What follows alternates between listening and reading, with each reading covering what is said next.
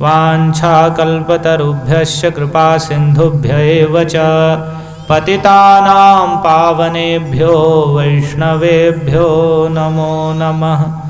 हरे कृष्णा कृष्णा कृष्णा हरे हरे, हरे राम राम राम हरे हरे। ओम नमो भगवते श्रीकृष्ण चैतन्य चंद्राय। ओम नमो भगवते श्रीकृष्ण चैतन्य चंद्राय।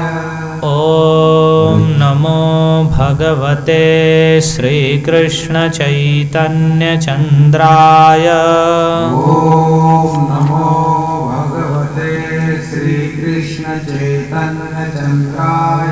ओम नमो भगवते श्रीकृष्ण चैतन्य चंद्राय।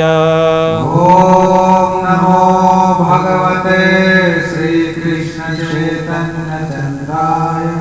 सभी मेरे पीछे बोलेंगे। नंद सुत बलि जारे भागवत गाई, नंद सुत बलि जारे भागवत गाई।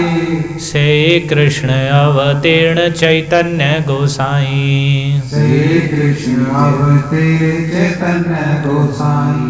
स्वयं भगवान कृष्ण कृष्ण सर्वाश्रय, स्वयं भगवान कृष्ण कृष्ण सर्वाश्रय। स्वयं भगवान कृष्ण कृष्ण सर्वाश्रय, स्वयं भगवान कृष्ण कृष्ण सर्वाश्रय। परम ईश्वर कृष्ण सर्वशास्त्रिकय, परम ईश्वर कृष्ण सर्वशास्त्रकय।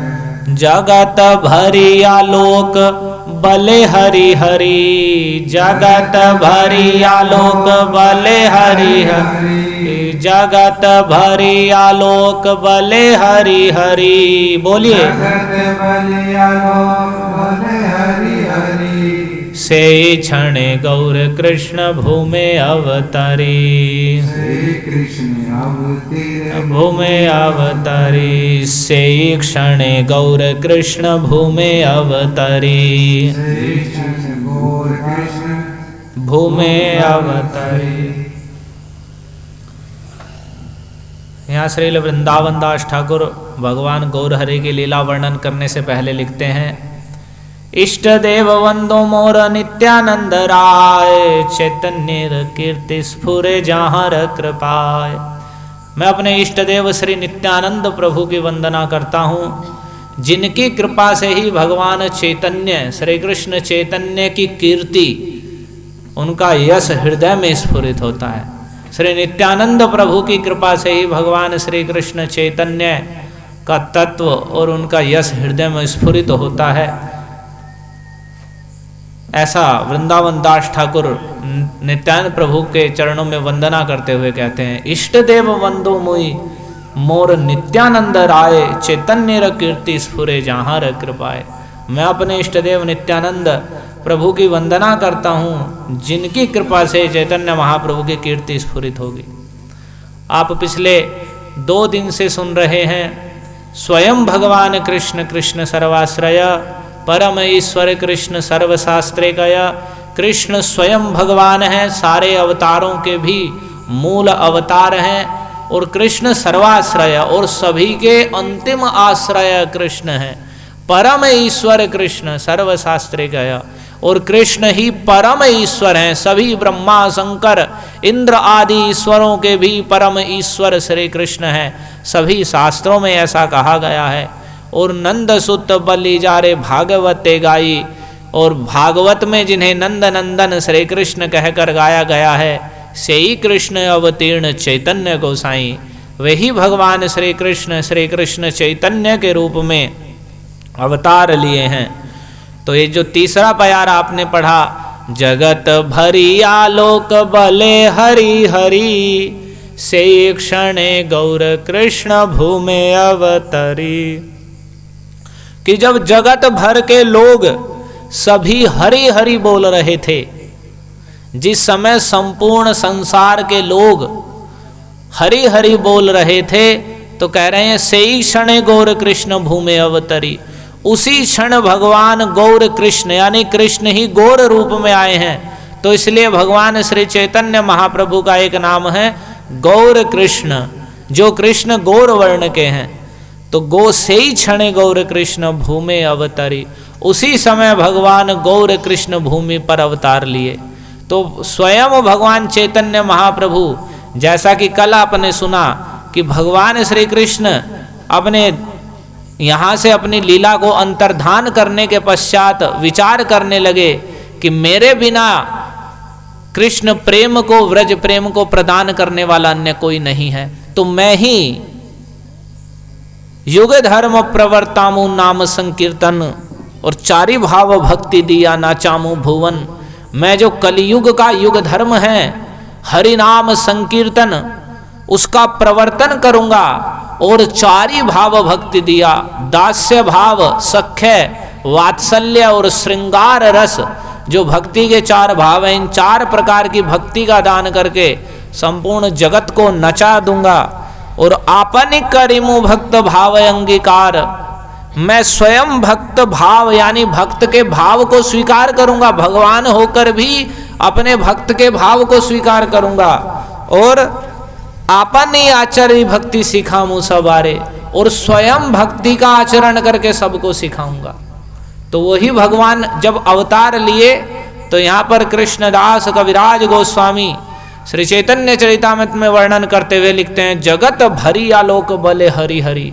संपूर्ण जगत के लोग जब हरि हरि बोल रहे थे उसी समय से क्षणे गौर कृष्ण भूमि अवतरी, उस क्षण भगवान गौर हरि गौर कृष्ण भूमि पर अवतार लिए। जो उन्होंने कहा कि मैं युग धर्म का प्रवर्तन करूंगा, तो अपने युग धर्म हरिनाम जो भगवान के नाम का संकीर्तन है उसके साथ ही भगवान ने अवतार लिया। तो ऐसी क्या परिस्थिति हुई कि सभी लोग हरि हरि बोलने लगे। तो भगवान गौर हरि किस प्रकार से अवतार लिए हैं उस लीला को हम इस समय सुनेंगे। भगवान चैतन्य महाप्रभु के अवतार के विषय में। तो भगवान चैतन्य महाप्रभु का अवतार जो होली हम पूजते हैं, जिस दिन होली जलाते हैं, फाल्गुन मास की पूर्णिमा तिथि के दिन हुआ है। फाल्गुन मास की पूर्णिमा तिथि के दिन भगवान श्री कृष्ण चैतन्य के रूप में आविर्भूत हुए हैं। कहाँ पर आविर्भूत हुए हैं? तो नदिया नगर में। नदिया पश्चिमी बंगाल का एक जिला है, नदिया जिला।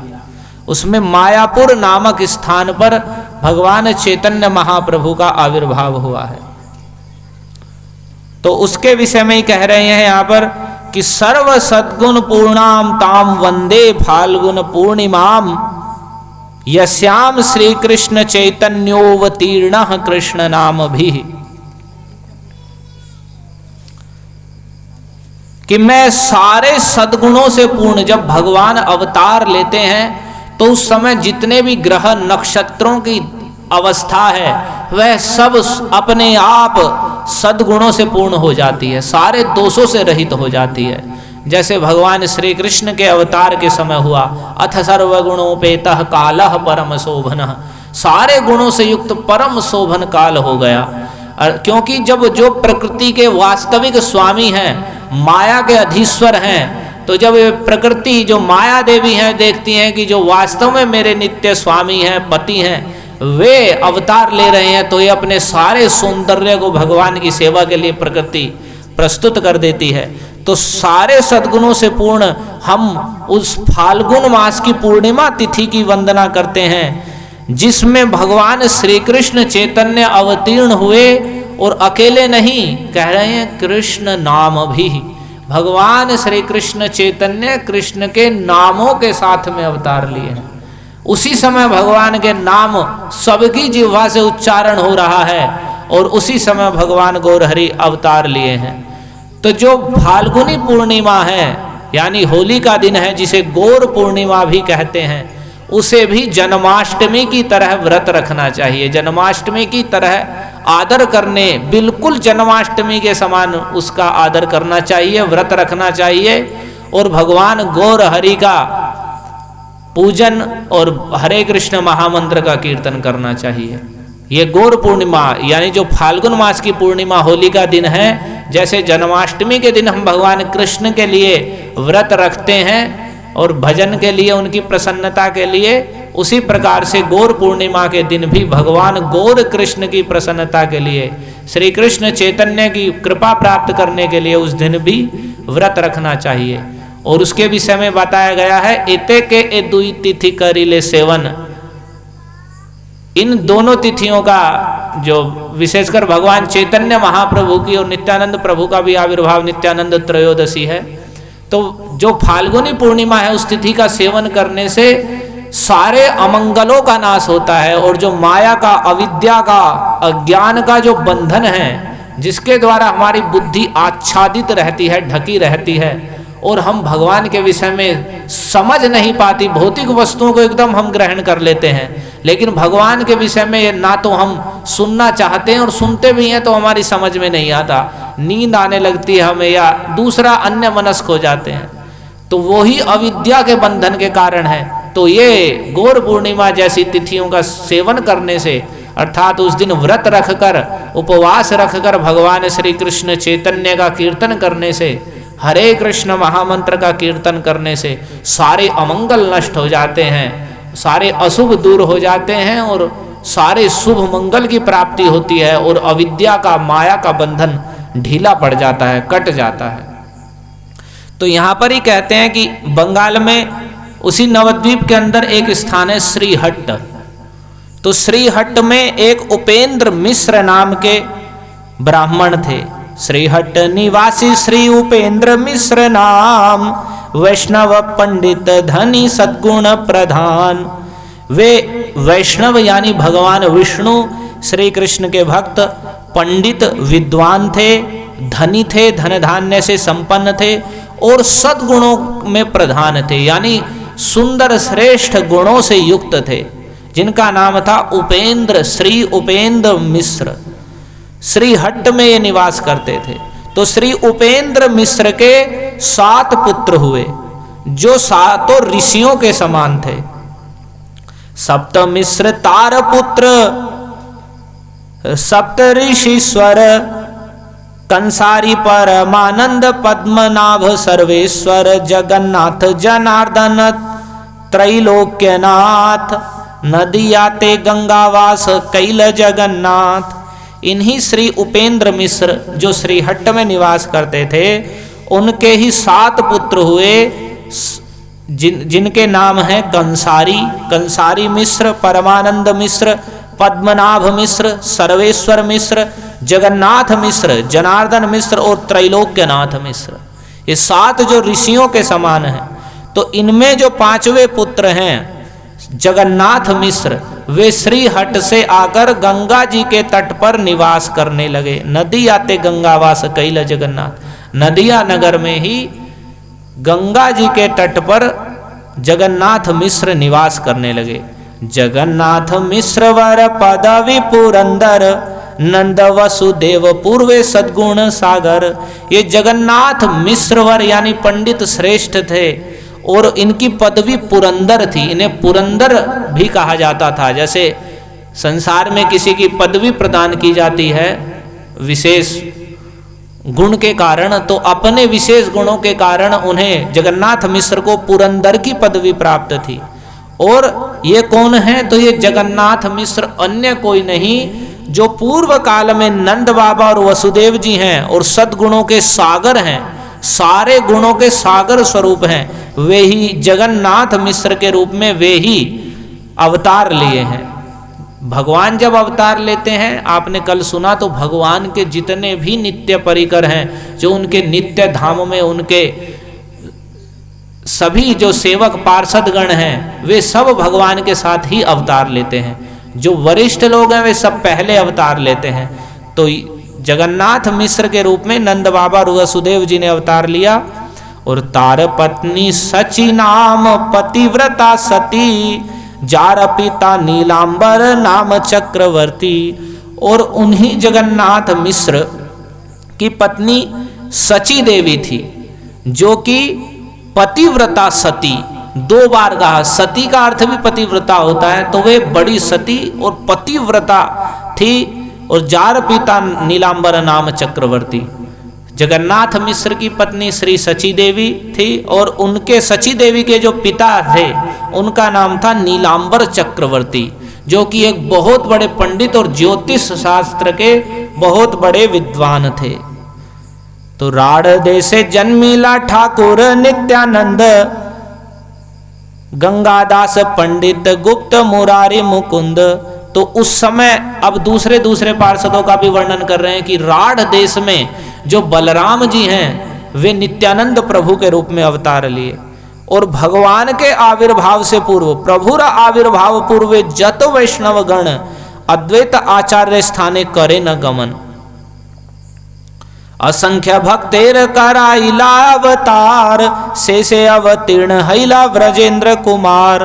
भगवान ने अपने आविर्भाव से पहले अपने जितने भी पार्षद गण हैं उन सबको कह रहे असंख्य भक्तेर कराइला अवतार, असंख्य भक्तों का अवतार करा दिया। जैसे गंगादास पंडित, मुरारी, मुकुंद और केशव भारती, ईश्वरपुरी, माधवेंद्रपुरी, अद्वैताचार्य, श्रीवास पंडित, आचार्य रत्न विद्यानिधि, ठाकुर हरिदास, ये सब भगवान के बहुत बड़े भक्त और नित्य पार्षद हैं। तो उन सबको भगवान ने पहले ही अवतार करा दिया और सबसे बाद में से अवतीर्ण हैला व्रजेंद्र कुमार, जो व्रजेंद्र कुमार श्री कृष्ण हैं, सबसे बाद में उन्होंने अवतार लिया।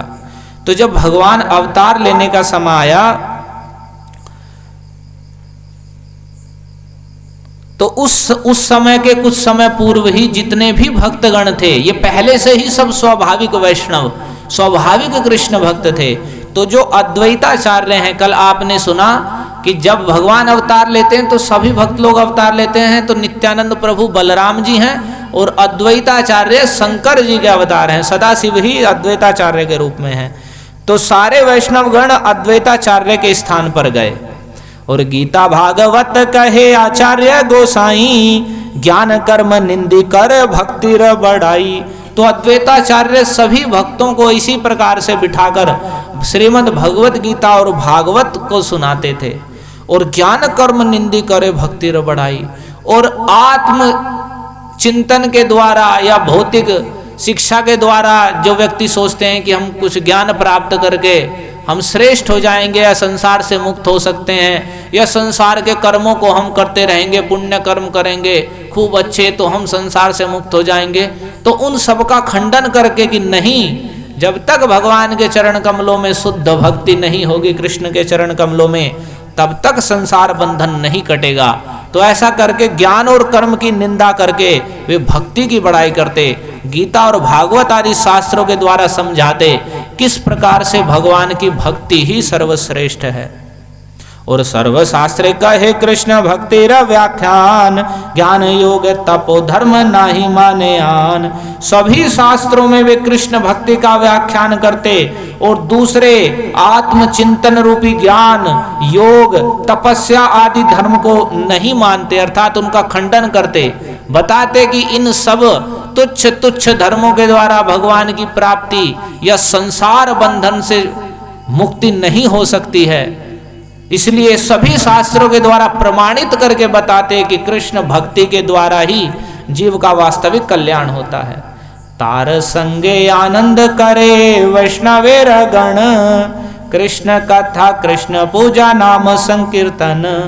तो उन अद्वैताचार्य जो बहुत बड़े प्रतिष्ठित ब्राह्मण के रूप में शांतिपुर में प्रसिद्ध थे, तो सभी भक्त वैष्णव लोग उनके पास जाकर आनंद से कृष्ण कथा, कृष्ण पूजा और नाम संकीर्तन, भगवान के नाम का संकीर्तन करते थे।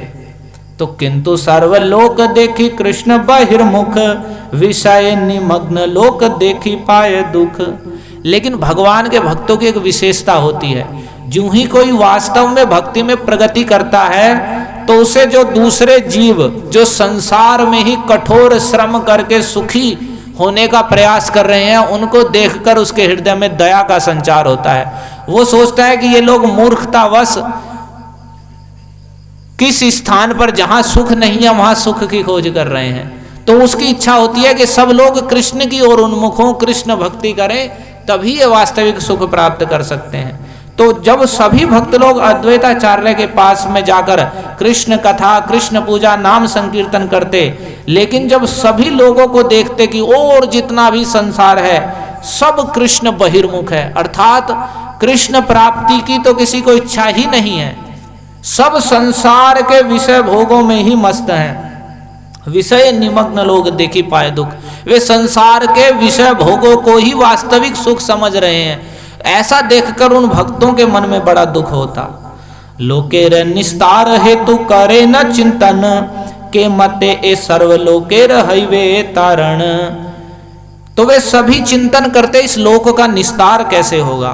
तो वृंदावन दास ठाकुर ने उसकी थोड़ी अवस्था बतलाई है कि उस समय नवद्वीप का कैसा परिस्थिति थी जब भगवान चैतन्य महाप्रभु ने अवतार लिया, और लोग कैसे कृष्ण बहिर्मुख थे। आपको देखने में लगेगा कि अभी भी वैसा ही चल रहा है। यहां पर वृंदावन दास ठाकुर कहते हैं कि नवद्वीपे संपत्ति के वर्णिवारे पारे, एको गंगा घाटे लक्ष्य लोग स्नान करे। नवद्वीप की संपत्ति अर्थात शोभा तो बहुत थी, एक गंगा जी वहां पर बहती हैं, एक एक गंगा जी के घाट पर लाखों लाखों लोग स्नान करते थे, और अनेक सभी प्रकार के लोग, सरस्वती की कृपा से सबके सब बड़े विद्वान पंडित थे, और सवे महाअध्यापक करी गर्भ धरे, बालक के वो भट्टाचार्य सने कक्षा करे। और वहां विशेषकर विद्या का उस समय केंद्र बना हुआ था नवद्वीप, और छोटे छोटे बच्चे भी विद्या के गर्भ में बड़े बड़े विद्वानों के साथ कक्षा अर्थात शास्त्रार्थ करने के लिए तैयार रहते थे। ऐसा प्रभाव था।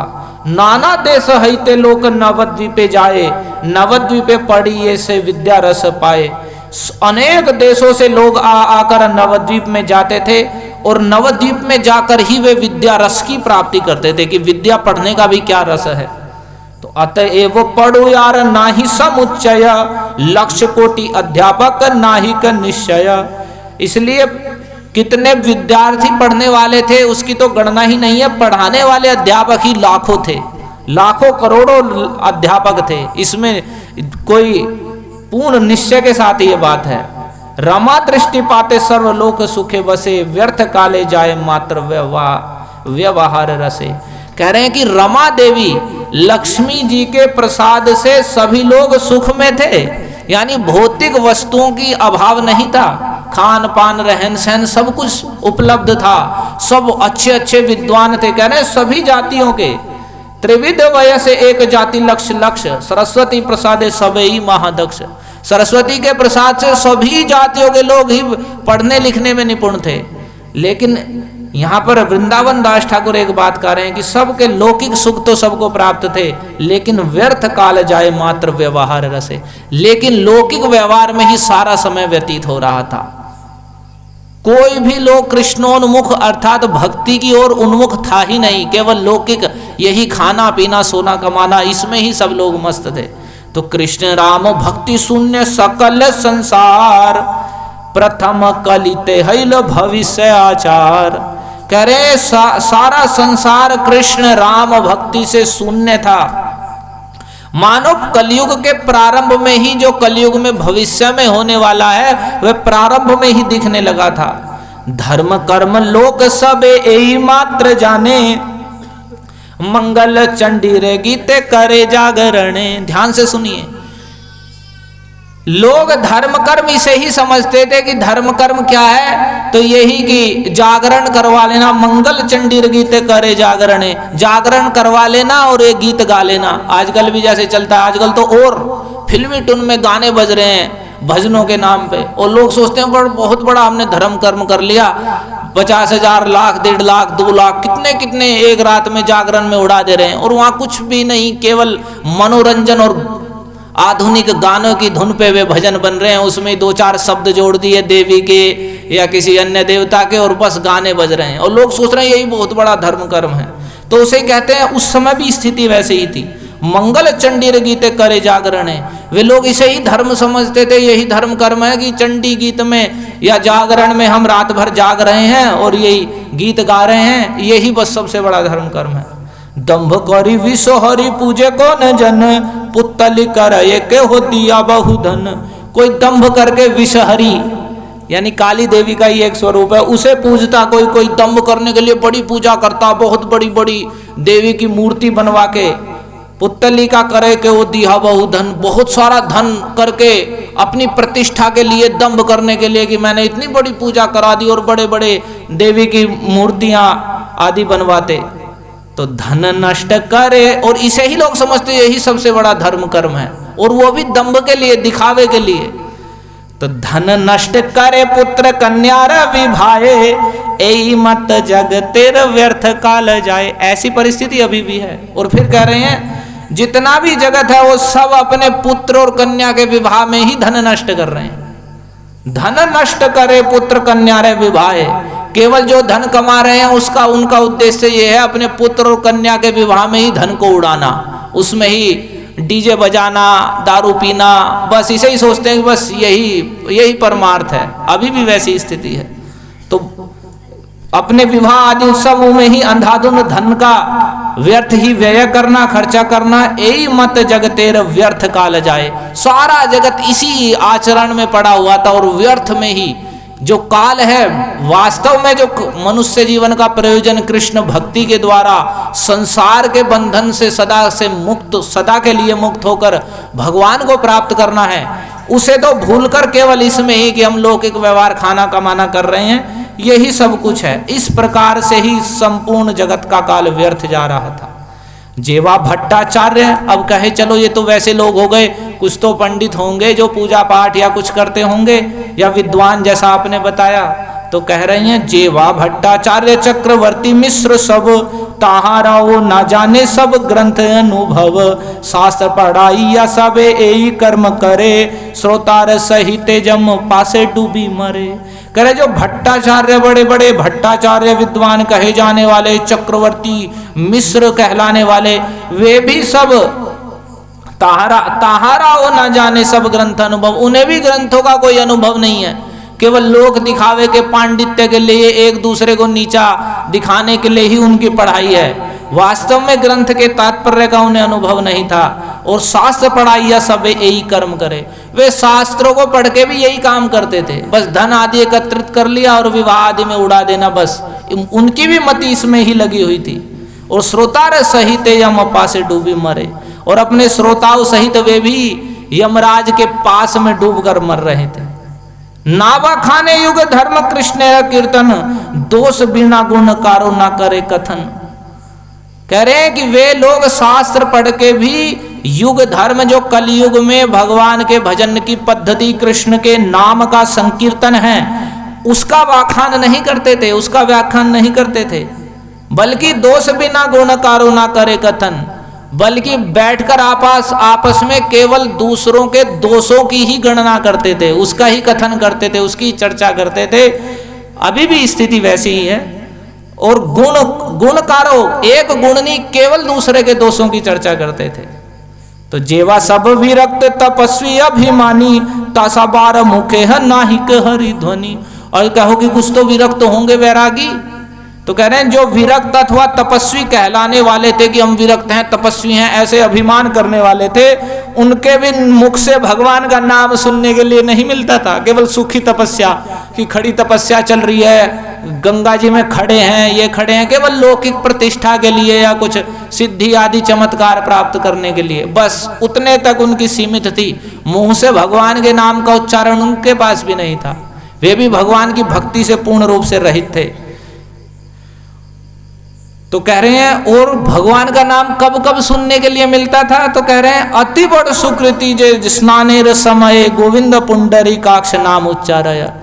वही बड़ा सुकृति संपन्न था जो कम से कम नहाते समय गोविंद गोपाल हरि इस प्रकार से 2-4 बार भगवान का नाम बोल लिया, तो वही समझो वही बड़ा पुण्यवान है, ऐसी स्थिति थी। तो ऐसा कह रहे हैं गीता, तो फिर बात होती है जो भगवत गीता, भागवत जैसे ग्रंथ हैं जिसमें भगवान की ऐसी महिमा है, तो उसमें तो भक्ति की सारी बात बताई गई है, उसे पढ़ने पर भी क्या भक्ति नहीं होती थी? तो कह रहे हैं नहीं, गीता भागवत जे जे जने ते पढ़ाए, भक्ति र व्याख्यान नहीं ताहर जीवाए। जो गीता भागवत भी पढ़ाने वाले थे उनके मुंह से भी भक्ति का व्याख्यान नहीं निकलता था।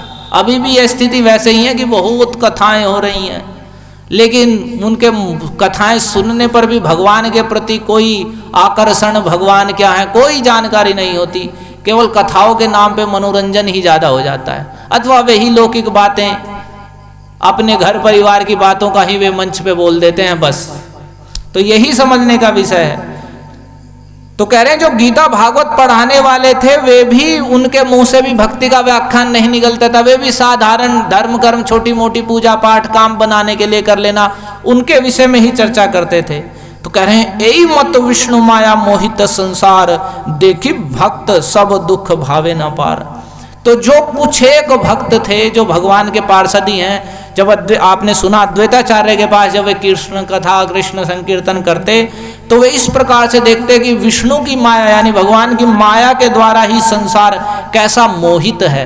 मोह उस वस्तु को कहते हैं जब हम नश्वर वस्तु को सत्य मानकर जीते हैं। हम सब जानते हैं कि हम शरीर नहीं है, शरीर नश्वर है। बालक होता है, वही बड़ा हो जाता है, धीरे धीरे ढलने लगता है और नष्ट हो जाता है, और कोई भी संबंध यहाँ नित्य रहने वाला नहीं है। आज तक भौतिक संसार को, भौतिक वस्तुओं को, सांसारिक वस्तुओं को इकट्ठा करके आज तक कोई भी ऐसा व्यक्ति नहीं हुआ है संसार में जो सुखी हो गया हो।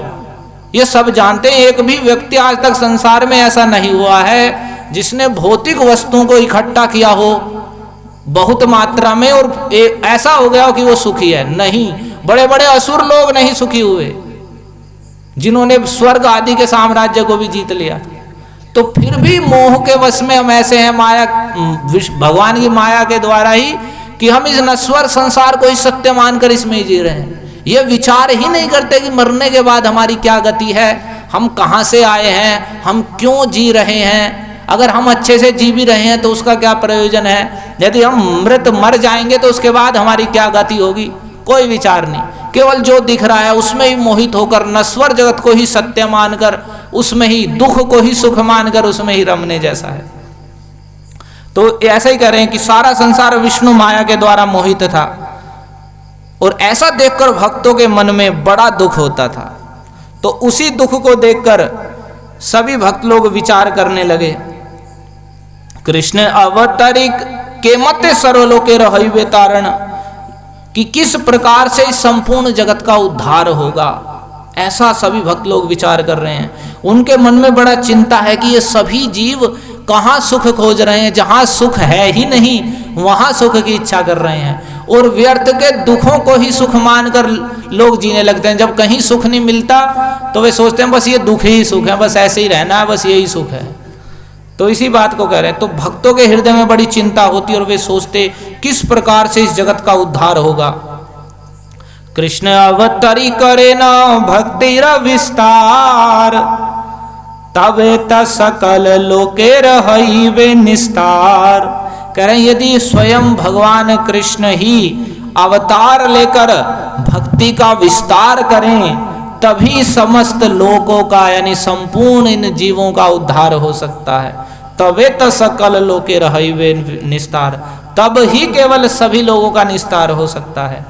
तो कृष्ण अवतारित आचार्य प्रतिज्ञा करिया, कृष्ण पूजा करे तुलसी गंगा जल दिया। आपने कल सुना ही कि अद्वैताचार्य ने फिर सभी भक्तों के सामने प्रतिज्ञा कर ली कि मैं कृष्ण को निश्चित रूप से अवतार कराऊंगा, और वे शास्त्रों में विचार करने लगे कैसे उन्हें कृष्ण को प्रसन्न किया जा सकता है कि वे स्वयं ही अपने आप को ही दे दें भक्ति के फल के रूप में। तो उन्हें गौतमीय तंत्र और विष्णु धर्म का ये वचन मिला कि तुलसी दल मात्रेण जलस्य चुलुकेन वा विक्रीणीते स्वमात्मानम भक्तेभ्यो भक्तवत्सलः, कि भक्तवत्सल भगवान श्री कृष्ण केवल तुलसी पत्र अर्पण करने मात्र से और थोड़ा जल अर्पण करने मात्र से ही भक्तों को लिए अपने आप को ही, उसके बदले में अपने आप को ही बेच देते हैं, अपने आप को ही दे देते हैं। इतने भक्तवत्सल हैं कृष्ण। तो जब अद्वैताचार्य ने ये पढ़ा कि अरे केवल तुलसी पत्र और जल अर्पण करने मात्र से ही कृष्ण अपने आप को दे देते हैं, इतने भक्तवत्सल हैं, तो ऐसा जानकर कृष्ण पूजा करे तुलसी गंगा जल दिया। तो कृष्ण की पूजा करने लगे, तुलसी और गंगा जल के द्वारा ही कृष्ण की पूजा करने लगे। कृष्ण रे आह्वान करे सघन हुंकार, कृष्ण के आह्वान के लिए सघन हुंकार करने लगे, जोर जोर से पुकारने लगे। और हुंकारे या कृष्ण हैला ब्रजेंद्र कुमार। तो जब भक्त जो भगवान के प्रति समर्पित भक्त हैं, जब वे भगवान को पुकारते हैं, वो ध्वनि निश्चित रूप से भगवान सुनते हैं और उसे स्वीकार भी करते हैं और आकृष्ट भी होते हैं। तो उनकी उस शुद्ध भाव से जीवों के उद्धार के लिए जो भगवान से प्रार्थना थी, उस ध्वनि, उस हुंकार को सुनकर व्रजेंद्र कुमार श्री कृष्ण आकृष्ट हो गए, उनकी उस हुंकार से, उस पुकार से आकर्षित हो गए। और जगन्नाथ मिश्र पत्नी सचिर उदरे, और वे ही भगवान आकृष्ट होकर उन्होंने अवतार लिया। तो जगन्नाथ मिश्र के यहाँ जो आपने सुना, उपेंद्र मिश्र के 7 लड़के थे, जिनमें जगन्नाथ मिश्र एक थे और वे नदिया में गंगा जी के तट पर आकर वास करने लगे थे। उनकी पत्नी का नाम श्री सची देवी था। तो उनके यहीं पर ही अब उनके विषय में बता रहे हैं चैतन्य चरितामृत में। जगन्नाथ मिश्र पत्नी सचिर उदरे, अष्ट कन्या क्रमे हैल जन्मी जन्मी मरे। जगन्नाथ मिश्र की पत्नी श्री सची देवी के यहाँ उनके उधर से 8 कन्याओं ने क्रम से जन्म लिया। लगातार 8 कन्याओं ने जन्म लिया और सभी जन्म लेने के कुछ दिन बाद ही जन्मी जन्मी मरे, जन्म ले लेकर सभी मर जाती थी। तो 8 कन्याएं जन्म लेकर मर चुकी थी सची देवी के यहाँ। तो अपत्य विरहे मिश्रेर दुखी हैल मन, पुत्र लागी आराधिल विष्णुर चरण। तो अब कोई संतान नहीं थी, जो कन्याएं हुई वे भी मर गई थी। तो ऐसा देखकर जगन्नाथ मिश्र का मन बड़ा दुखी हुआ। अपत्य विरहे मिश्र दुखी हैल मन, उनके विरह में एक तो जन्म भी लिया और ऊपर से वे मर गए, अब कोई संतान नहीं है। तो ऐसा देखकर उनके मन में बड़ा दुख हुआ। तो पुत्र के लिए क्या करना चाहिए? तो भगवान, जैसे नारद जी ने बताया श्रीमद् भागवत में कि धर्मार्थ काम मोक्षाक्षम यच्छेद श्रेयात्मनः एकमेव हरेस्तत्र कारणम पाद सेवनम। जो धर्म अर्थ काम मोक्ष जो भी अपना कल्याण चाहता है, धर्म की प्राप्ति, अर्थ की प्राप्ति, कामनाओं की प्राप्ति अथवा मोक्ष की प्राप्ति, उसके लिए एकमात्र ही सर्वोत्तम उपाय है एकमेव हरेस तत्र कारणम पाद सेवनम। भगवान श्री हरि श्री कृष्ण के चरण कमलों की सेवा ही उसका एकमात्र कारण है। यानी भौतिक कामनाओं के लिए भी यदि कोई कृष्ण के चरण कमलों की आराधना करता है तो भगवान की कृपा से वे उसकी भौतिक कामनाएं भी सरलता से पूरी होती हैं। और भगवान की तो विशेषता ऐसी है कि भगवान जो वस्तु प्रदान करते हैं स्थायी भी प्रदान करते हैं, और फिर धीरे धीरे, जैसा आपने दोपहर की कथा में कल सुना था कि भगवान अपनी कृपा से उन भौतिक कामनाओं की नश्वरता का भी बोध करा देते हैं और उस जीव का उद्धार भी कर देते हैं। तो यहाँ पर ऐसा जब उनके मन में पुत्र के अपत्य के बिना, संतान के बिना दुखी हुए, तो तवे पुत्र लागी आराधिल विष्णुर चरण। उन्होंने पुत्र प्राप्ति के लिए श्री विष्णु के चरण कमलों की आराधना की। जब आराधना की तवे पुत्र जन्मिल विश्वरूप नाम, महागुणवान तेह बलदेव धाम। तब उनके एक पुत्र ने जन्म लिया, उन पुत्र का नाम हुआ विश्वरूप। वे विश्वरूप कौन है? वे अतिशय गुणवान थे, महागुणवान, बहुत गुणों से युक्त थे। तेह बलदेव धाम, वे बलदेव के धाम हैं, यानी बलदेव का जो बलराम जी हैं उनका ही विस्तार है। बलदेव प्रकाश पर व्योमेना संकर्षण, तेह विश्वेर उपादान निमित्त कारण। जो कृष्ण का विस्तार बलराम है, उनका ही जब और वे अपने स्वरूप का विस्तार करते हैं पर व्योम वैकुंठ जगत में, तो उनका विस्तार संकर्षण नाम से कहा जाता है। जो हम सुनते हैं ना, वासुदेव संकर्षण प्रद्युम्न अनिरुद्ध, ये भगवान के चतुर्व्यूह हैं, यानी 4 भगवान का विस्तार है, इसे चतुर्व्यूह कहते हैं। तो बलदेव का ही विस्तार है संकर्षण। वे ही संकर्षण विश्वरूप के रूप में पहले जगन्नाथ मिश्र के यहाँ अवतार लिए, और ये ही संकर्षण ही इस संपूर्ण जगत के उपादान और निमित्त कारण है, यानी वास्तविक कारण है। ये ही इस जगत की ये भगवान का अंश विस्तार है, इनके द्वारा जगत की सृष्टि आदि कार्य होता है। ताहा बई विश्व किछु नाही देखी यार, अतएव विश्व रूप नाम से तहार। क्योंकि सारे विश्व में उनके अलावा अन्य कुछ है ही नहीं, सारा जगत उनमें ही ओतप्रोत है। भगवान संकर्षण में महाविष्णु जो कारण सागर में शयन करते हैं, तो उसी विषय में कहते हैं कि इसलिए से ही विश्व, इस पूरे विश्व में उनके अलावा कोई नहीं है, तो इसलिए उनका नाम हुआ विश्व रूप। तो अतएव प्रभु तारे बले बड़ भाई, कृष्ण बलराम दुई चैतन्य निताई।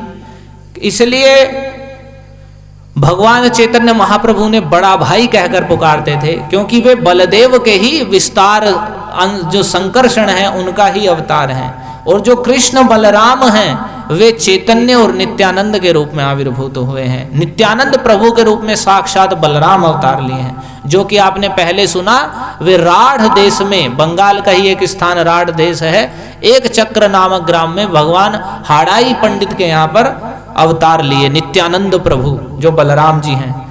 और पुत्र पाया दंपति हैल आनंदित मन। तो जब जगन्नाथ मिश्र और सची देवी के यहाँ विश्वरूप जी का जन्म हुआ तो उनके मन में बड़ा आनंद हुआ। और आनंद होकर उन्होंने ऐसा नहीं किया कि चलो अभी तो भक्ति की थी पुत्र प्राप्ति के लिए, अब तो पुत्र प्राप्त हो गया, अब छोड़ो भक्ति भक्ति अपने फिर पहले जैसे हो जाओ। बोले ऐसा नहीं, विशेष सेवन करे गोविंद चरण। अब वे विशेष रूप से भगवान गोविंद के चरण कमलों की सेवा करने लगे, भक्ति करने लगे। 1406 के शेष माघ मासे, सचिर जगन्नाथ सचिर देवे कृष्णेर प्रवेशे।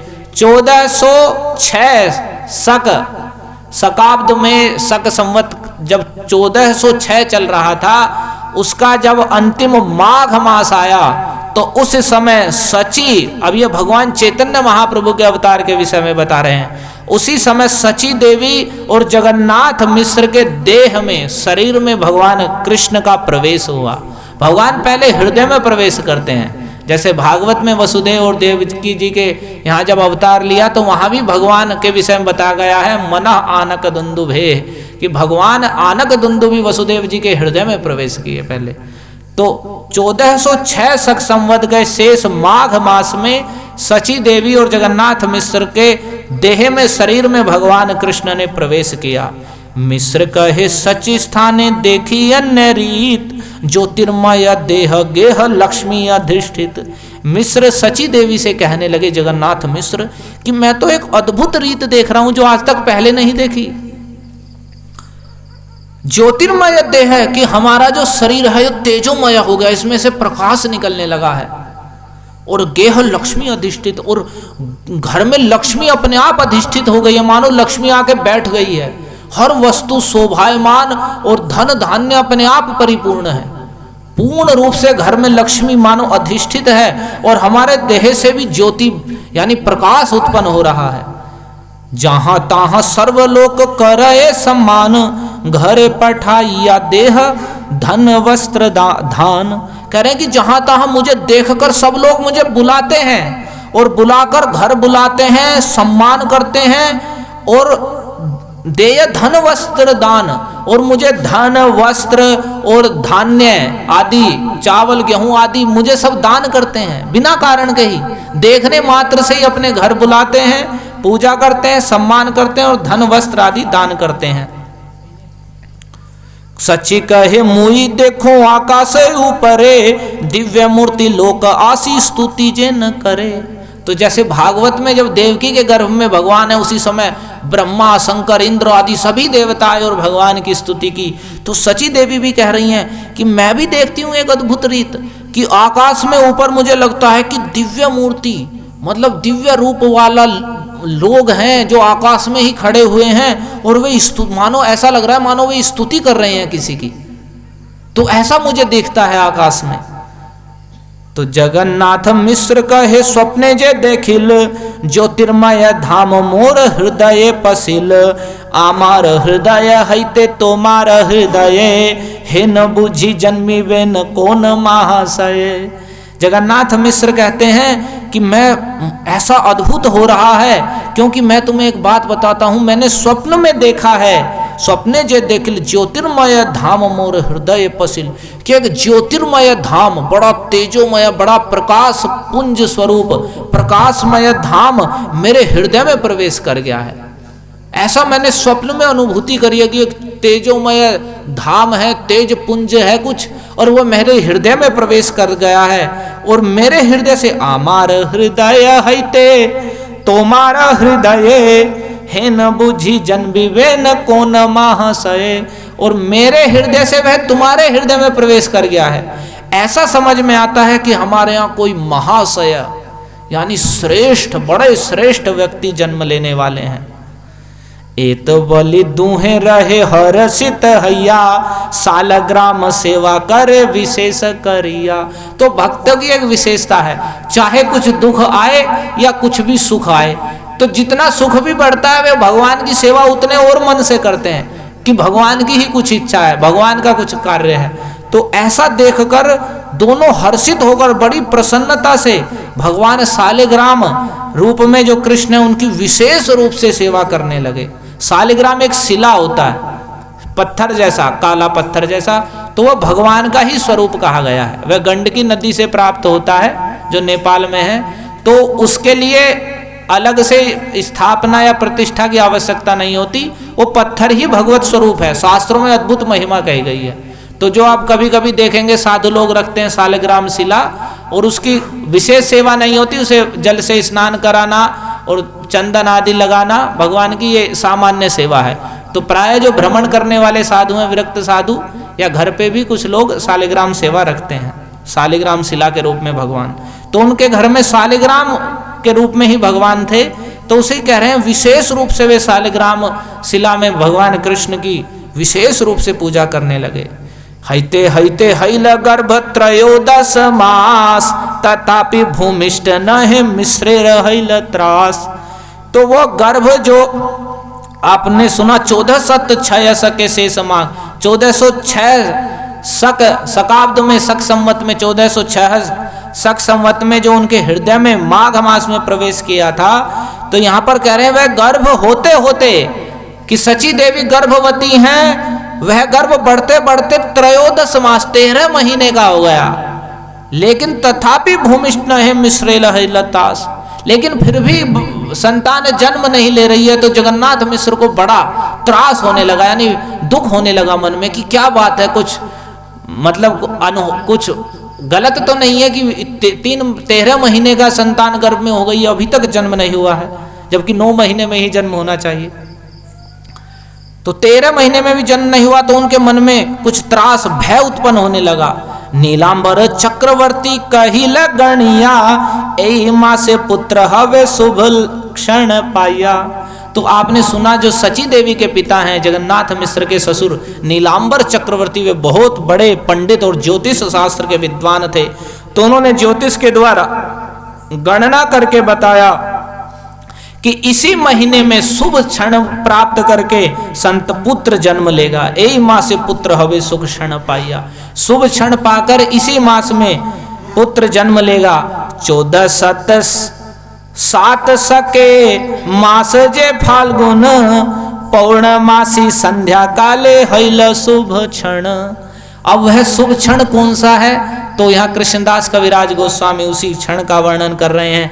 1406 शक के शेष माघ महीने में भगवान सची देवी और जगन्नाथ मिश्र के देह में प्रवेश किया, और 1407 शक के जो फाल्गुन महीना आया, 1407 शके मास जे फाल्गुन, पूर्णमासी संध्या काले हैल शुभ क्षण। पूर्णमासी की तिथि थी, उसका संध्या का समय था, तो वह शुभ क्षण उस समय आया। सिंह राशि सिंह लग्न उच्च ग्रह गण, षड्वर्ग अष्टवर्ग सर्व सुलक्षण। उस समय सिंह राशि, सिंह लग्न और उच्च ग्रह गण, सब ग्रह उच्च अवस्था में थे, और षड्वर्ग अष्टवर्ग सर्व सुलक्षण, जितने भी 6 वर्ग 8 वर्ग जो भी कुछ थे परिस्थिति, वह सब सुंदर लक्षणों से युक्त हो गई। पूर्णमासी की संध्या के समय 1407 शक में जो फाल्गुन मास आया, और जब भगवान अवतार गौर हरि ने अवतार लेने का समय हुआ तो कह रहे हैं उस समय क्या हुआ, अकलंक गौर चंद्र दिला दर्शन, सकलंक चंद्र आर कौन प्रयोजन, एत जानी चंद्रे राहु करीला ग्रहण, कृष्ण कृष्ण हरि नामे भासे त्रिभुवन। कि जब भगवान गौर चंद्र जो निष्कलंक हैं, जब वे अवतार लेने वाले हैं, तो जो कलंक वाला चंद्र है, पूर्णिमा के दिन चंद्र निकलते हैं ना, तो कह रहे हैं जो कलंक से युक्त चंद्र है उसका क्या प्रयोजन है। जब निष्कलंक भगवान ही गौर हरि के रूप में अवतार ले रहे हैं तो कलंक से युक्त चंद्र की क्या आवश्यकता है। ऐसा विचार करके राहु ने चंद्रमा को ग्रस लिया और चंद्र ग्रहण हो गया। उसी समय चंद्र ग्रहण का समय होगा, एत जानी चंद्र राहु करील ग्रहण, ऐसा सोचकर राहु ने चंद्रमा का ग्रहण कर लिया, यानी चंद्र ग्रहण पड़ने लगा। और जब ग्रहण पड़ने लगा तो भारत में प्रचलित है कि ग्रहण के समय लोग दान करते हैं, स्नान करते हैं गंगा जी में, और कभी ना भगवान का नाम उच्चारण करें तो जो थोड़े श्रद्धालु हैं वे उस समय तो भगवान के नाम आदि का उच्चारण करते ही हैं, लेकिन उस समय भगवान की प्रेरणा से, क्योंकि भगवान अवतार लेने वाले हैं, तो सभी लोग भगवान, क्योंकि सबके हृदय में परमात्मा रूप में हैं और इंद्रिय वृत्तियों के प्रेरक हैं, तो सभी लोग भगवान के नाम का ही कृष्ण कृष्ण हरि नाम में भासे त्रिभुवन, सारा जगत कृष्ण कृष्ण हरि हरि नाम से भासने लगा। जय जय ध्वनि हैला सकल भुवन, चमत्कार हैला लोक भावे मने मन। सभी लोक में, संपूर्ण जगत में जय हो की ध्वनि होने लगी और सभी अपने मुख से कृष्ण कृष्ण हरि हरि इस प्रकार से भगवान के नामों का उच्चारण कर रहे हैं। तो यहाँ पर फिर वही प्यार आ जाता है जो आपने शुरू में बोला, जगत भरिया लोक बले हरि हरि, से क्षण गौर कृष्ण भूमे अवतरी। जब जगत भर के सभी लोग हरि हरि बोल रहे थे, उसी समय भगवान गौर कृष्ण कृष्ण ही गौर रूप में इस भूमि पर अवतार लिया और प्रसन्न हईल सब जगते रमन। और संपूर्ण, जब भगवान ने अवतार लिया तो सबके हृदय में अपने आप ही स्वाभाविक ही मन में प्रसन्नता छा गई। जब प्रकृति ही अपने आप में सुंदर हो गई, चंद्र ग्रहण का समय था, सब लोग भगवान के नाम का उच्चारण कर रहे थे, स्वाभाविक सबके मन के जो कुछ पीड़ा क्लेश थे वे अपने आप दूर हो गए और सबके मन में स्वाभाविक प्रसन्नता छा गई। और कह रहे हैं, अब कहो कि उस समय तो बहुत से मुस्लिम लोग भी भारत में आ गए थे और जगह जगह पर, विशेषकर बंगाल आदि में कहीं कहीं मुस्लिम राज्य का जो राजा था वह मुसलमान था, तो वे मुसलमान लोग कैसे भगवान के नाम का उच्चारण कर रहे थे। यहाँ तो कहा गया सभी लोग भगवान के नाम का उच्चारण कर रहे थे, तो वे कैसे करेंगे। तो कह रहे हैं, प्रसन्न हईल सब जगते रमन, हरि बलि हिंदू के हास्य करे यवन। तो यवन लोग हिंदुओं की हंसी उड़ाने के लिए, वाह वाह आज बड़ा इनका हो रहा है, ये सभी लोग हरि हरि बोल रहे हैं, तो केवल हंसी करने में, मजाक उड़ाने में ही सभी यवन लोग भी भगवान के नाम का उच्चारण कर रहे थे। हरि हरि हिंदू के हास्य करे यवन, हरि हरि बोलकर सभी यवन लोग भी हंसने के लिए, मजाक में ही, लेकिन वे भगवान के नामों का ही उच्चारण कर रहे थे। इसीलिए जगत भरिया लोक बले हरि हरि, संपूर्ण जगत के लोग हरि हरि बोल रहे थे और उसी समय भगवान गौर हरि ने अवतार लिया।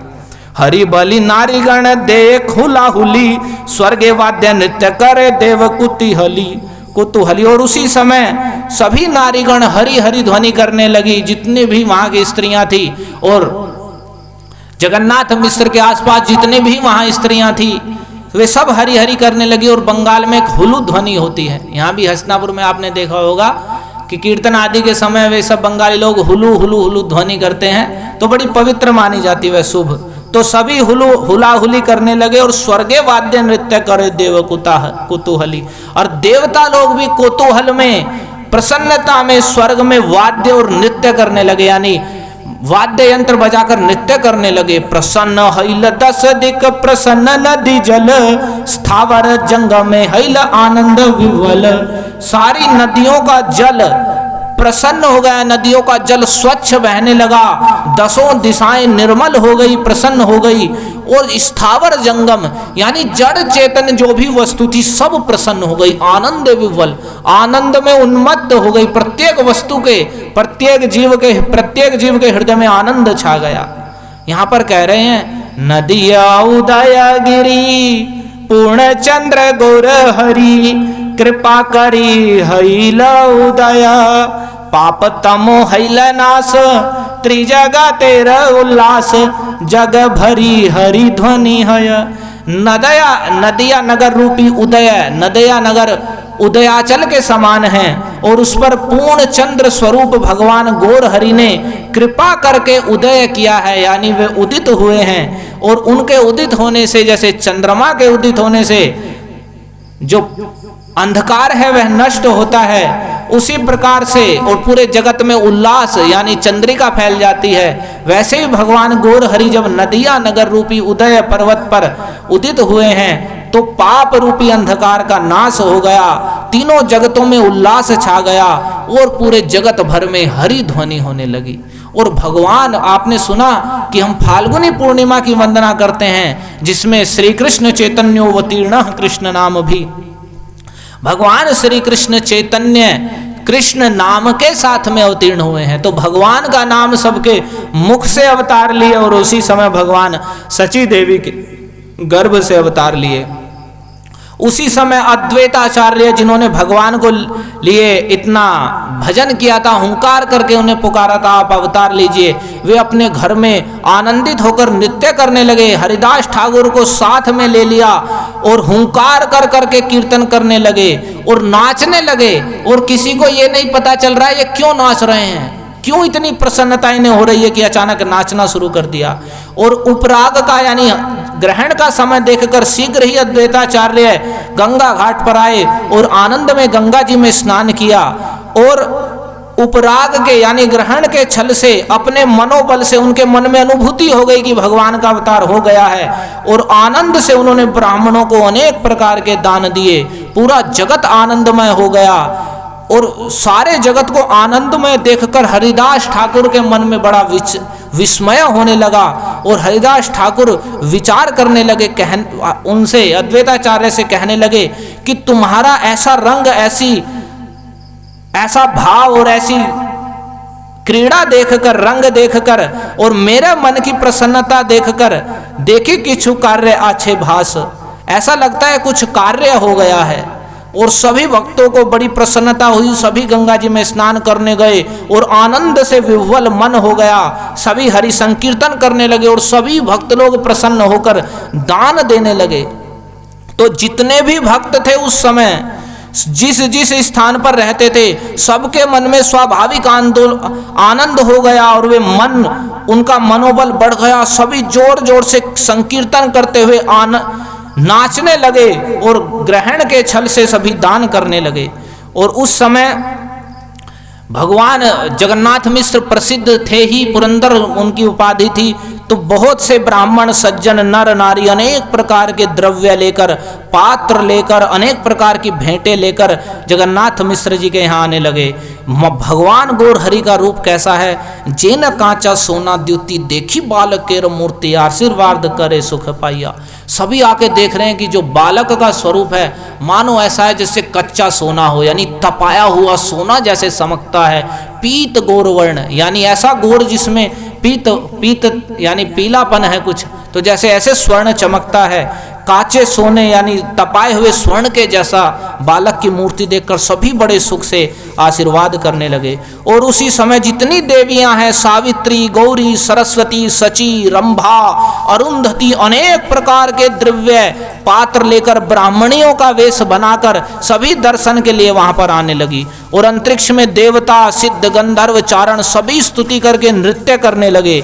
संपूर्ण जगत का दुख शोक नष्ट हो गया, सब लोक में आनंद फैल गया, आनंद से पूरित हो गया और जगन्नाथ मिश्र तो आनंद से विह्वल हो गए। और उसी समय जगन्नाथ मिश्र के पास आचार्य रत्न और श्रीनिवास आए और उन्होंने आकर उन्हें सावधान किया, और जो भी जात कर्म आदि संस्कार हैं और जो भी विधि विधान हैं शास्त्र के अनुसार उनका उनके द्वारा पालन कराया। और फिर जगन्नाथ मिश्र ने अनेक प्रकार का दान दिया, और जितनी उन पर भेंटें आई और जो भी कुछ घर में था वो सबका सब उन्होंने ब्राह्मणों को, वैष्णवों को दान कर दिया। और जितने गायक, नर्तन करने वाले, भाट, अकिंचन मांगने वाले आए, सबको धन देकर सबका सम्मान किया। और श्रीवास पंडित की जो पत्नी ब्राह्मणी मालिनी थी वे भी आचार्य रत्न की पत्नी के साथ सिंदूर, हरिद्रा, तेल, खई, केला, अनेक प्रकार के फल लेकर सभी वहां पर आई और उनकी पूजा करने लगी। अद्वैताचार्य की पत्नी भी, जो जगत पूजिता आर्या हैं, जिनका नाम सीता ठाकुरानी है, वे भी अद्वैताचार्य की आज्ञा पाकर उपहार लेकर वहां पर आई। देखी ते बालक शिरोमणि, बालकों के शिरोमणि का दर्शन करने लगी। तो बहुत सुंदर यहाँ पर वर्णन है। उन्होंने जब देखा, देखी या बालक ठाम साक्षात गोकुल कान, वर्ण मात्र देखी विपरीत। तो सीता ठाकुरानी अद्वैताचार्य की तरह ही परम वैष्णवी और विदुषी थी। तो वे देखते ही उन्होंने आकृति देखकर ही समझ गए इनका रूप तो साक्षात कृष्ण जैसा है, लेकिन बस जो अंग कांति है, जो वर्ण है इनका, बस वह गौर वर्ण का है, बाकी सब कृष्ण जैसा है। ऐसा उन्होंने जान लिया कि साक्षात कृष्ण ही गौर रूप में आए हैं। गोकुल के जो कान हैं, सर्व अंग सुनिर्माण, सारे अंग सुगठित हैं। स्वर्ण की प्रतिमा का भान हो रहा है, मानो स्वर्ण की ही, सोने की ही प्रतिमा है। सारे अंग सुंदर लक्षणों से युक्त हैं। बालक के शरीर से दिव्य ज्योति का प्रकाश हो रहा है। ऐसा देखकर उनके मन में बड़ी प्रीति, बड़ी प्रसन्नता हुई और वात्सल्य स्नेह से उनका हृदय द्रवित हो गया। उनके बालक वात्सल्य स्नेह उनके हृदय में उमड़ आया। तो उन्होंने दूब धान्य लेकर, दूर्वा और कुछ धान्य, दूर्वा मतलब दूब और कुछ चावल लेकर, दिल सिर से कैल बहु आशीष से चिरजीवी हऊ दुई भाई, अपने हाथ में लेकर उनके सिर पर रखा और बहुत आशीर्वाद देने लगी कि तुम दोनों भाई, ये भगवान गौर हरि और जो पहले विश्वरूप हैं, कि तुम दोनों भाई चिरजीवी हो, बहुत लंबे समय तक जियो। लेकिन भगवान का ऐसा अद्भुत सौंदर्य था। तो डाकिनी साखिनी हईते शंखा उपजिल चित्ते, डरे नाम थुईल निमाई। तो उस समय कि क्योंकि उनके पहले कई संतान जन्म लेकर मर चुकी हैं और अब ये पहले विश्वरूप का जन्म हुआ और अब इतना सुंदर ये बालक जन्म लिया है इनके यहाँ, तो देखा कि ये तो साक्षात भगवान के ही स्वरूप हैं। लेकिन वात्सल्य स्नेह के कारण उनका हृदय ऐसा द्रवित हो गया। तो उन्होंने देखकर कि कुछ डाकिनी या कुछ भूत प्रेत व्याधा आदि कुछ शंका ना हो जाए, किसी की टोक ना लग जाए, नजर ना लग जाए, इसलिए उन्होंने उनका नाम रख दिया निमाई। ऐसा कहते हैं कि जिस जगह स्थान हुआ उस समय उस स्थान पर नीम का वृक्ष था, तो उस नीम के वृक्ष के नीचे ही भगवान गौर हरि का जन्म हुआ। तो उसी कारण से कुछ डाकिनी या कुछ भूत प्रेत या टोक नजर ना लगे, तो उन्होंने सीता ठाकुरानी ने यहाँ पर डरे नाम थुईल निमाई, तो निमाई नाम रख दिया कि ऐसा नाम रख दिया जाए कि नजर ना लगे। तो निमाई नाम हो गया, यही नाम चला। वे बाद में बचपन में जब पंडित रूप में विख्यात हुए तो निमाई पंडित के रूप में। तो बहुत सारे उन्होंने जगन्नाथ मिश्र को भी बहुत सारे और सची देवी को बहुत सारे आभूषण दिए, सम्मान किया, पूजा करी और घर पर फिर आ गई। और नीलांबर चक्रवर्ती जो बहुत बड़े ज्योतिष थे, उन्होंने सब महापुरुष के लक्षण भगवान गौर हरि में देखे और वे देखकर ही समझ गए कि ये साक्षात भगवान, जो महापुरुष भगवान के जो लक्षण है वे सब इनमें हैं। देखी यही तारी वे संसारे, और वे देखकर ही समझ गए ये पूरे संसार को तार देगा। ये इसके लक्षण ही बता रहे हैं, इस शुभ क्षण और इसके बालक के लक्षण बता रहे हैं कि इस पूरे संसार का उद्धार करेगा। अब यहाँ पर कृष्णदास कविराज गोस्वामी कहते हैं, बस 1 मिनट की बात है, कि ऐछे प्रभु सची घरे कृपा कैल अवतारे, जेई इहा करे श्रवण। इस प्रकार से भगवान श्री कृष्ण चैतन्य महाप्रभु अपनी कृपा से सची देवी के घर में अवतार लिए हैं। और जय इहा करे श्रवण। अब आपके मन में होगा हमने भगवान की कथा सुनी तो उसका क्या फल है वास्तविक, तो कह रहे हैं जो इसका श्रवण करता है, गौर प्रभु दयामय तारे हये न सदय से ही पाए ताहर चरण। ये भगवान गौर हरि जो अत्यंत दयामय हैं, दया से युक्त हैं, वे उस पर सदय हो जाते हैं, यानी उस जीव पर जो इस उनकी जन्म लीला कथा को सुनता है उस पर दया से युक्त हो जाते हैं और इतनी दया करते हैं, से ही पाए ताहर चरण, और वह व्यक्ति उन श्री कृष्ण चैतन्य के चरण कमलों को प्राप्त कर लेता है। जो भगवान गौर हरि के अवतार की कि किस प्रकार से सची देवी के घर में अवतार लिया, इसे सुनते हैं, उस पर दयामय गौर प्रभु दया करते हैं, उस पर दया से युक्त हृदय वाले हो जाते हैं और वह व्यक्ति उनकी कृपा से उनके चरण कमलों को प्राप्त कर लेता है। ये तो सुनने वाले का फल हो गया। अब कह रहे हैं पाइया मानुष जन्म जे ना सुने गौर गुण, हिन जन्म तार व्यर्थ हैल। पाइया अमृत धुनी पिय विष गर्त पानी, जन्मिया से केने नाही मैल। कह रहे हैं जिसने मनुष्य जन्म पाया और भगवान गौर हरि के चरित्र का श्रवण नहीं किया तो उसका ये मनुष्य जन्म व्यर्थ ही चला गया। वह तो अमृत धुनी यानी अमृत की यह नदी को पाकर भी, जो अमृत की नदी बह रही है भगवान गौर हरि श्री कृष्ण चैतन्य के चरित्र में, उनकी लीलाओं में, उसे छोड़कर जो सांसारिक विषय वार्ता कोई में ही रहता है तो उसे कह रहे हैं पिय विष गर्त पानी। वह अमृत की बहती हुई नदी को छोड़कर विषय रूपी विष के गड्ढे के जल को पीता है। वो अमृत की बहती हुई नदी को छोड़कर विष से भरे हुए गड्ढे के जल का पान कर रहा है। जन्मिया से केने नाही मैल। वो जन्म लेकर मर ही क्यों नहीं गया? इससे तो अच्छा वह मर जाता जन्म लेकर, मनुष्य जन्म पाकर भी उसने भगवान श्री कृष्ण चैतन्य का यश नहीं सुना। इसलिए नरोत्तम दास ठाकुर ने कहा भी है, मानुष जन्म पाया राधा कृष्ण ना भजिया, जानी या सुनी या विष खाइनु। मनुष्य का जन्म पाकर भी श्री श्री राधा कृष्ण का भजन नहीं किया, इतना सुनकर भी नहीं किया तो कहने जानी या सुनी या विष खाइनु। उसने तो समझ लो जानकर समझ कर कि ये विष है और उसे भी फिर भी कोई खा ले, वैसी उसकी स्थिति है कि भगवान की इतनी महिमा सुनने पर भी संसार के रोग दुख पीड़ाओं को अपनी आंखों से देखकर और अनुभव करके भी फिर भी उनमें ही रमा रहा, फिर भी कृष्ण उन्मुख नहीं हुआ, कृष्ण भजन नहीं किया, तो वह जानबूझकर विष खा रहा है। और इसे यहाँ कह रहे हैं कि इसी बात को उन्होंने यहाँ पर कहा है। इससे तो अच्छा है कि वह जन्म लेकर मर जाता, कम से कम विषय रूपी गड्ढे का जल तो ना पीता, भगवान की कथा भी नहीं सुन रहा है और यहाँ विषय रूपी जो विष से भरा हुआ गड्ढे का पानी है, नाली का पानी है, उसे पान कर रहा है अमृत की नदी को छोड़कर।